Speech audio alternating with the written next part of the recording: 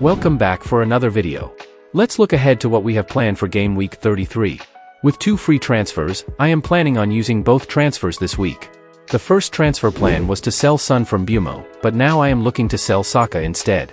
Selling Saka is not something I want, but Son has 2 double game weeks in Game Week 35 and 37. I know he blanks in 34, but in that game week I will be using my free hit, so it's not a problem for me.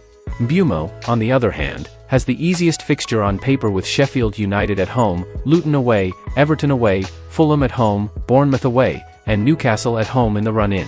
The second transfer is Lascelles to Dalot, with Lascelles ruled out for the season. Dalot is the best replacement as United has a double game week 37 where I have planned to use my bench boost. With that in mind, here is how the team is set to line up. In goal, Ederson starts against Luton. He was on the substitutes bench for City's game against Palace in the league and Real Madrid in the Champions League, so this home game against Luton is a perfect time to bring him back to the team. But Ortega has impressed in Ederson's absence until now. In defense, it's Gusto, Bradley, and Gabriel.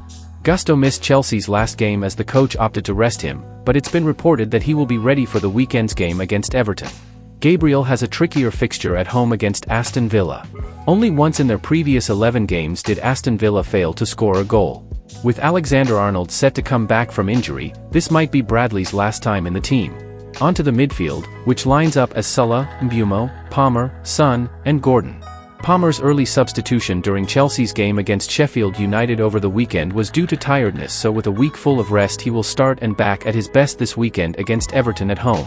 Salah hasn't looked at his best since his return from injury, but he has scored 2 goals in 3 outings, showing that even when not at his best, he is still a dangerous man in front of goal and an asset in FPL. Gordon comes back into the starting lineup after serving his red card suspension against Fulham. Gordon faces Tottenham at home. He has scored 8 goals and provided 9 assists at St. James Park. In home games, he has racked up 106 points. Moving on to the front 2, it will be Haaland and Isak. It's difficult to know what Pep will do.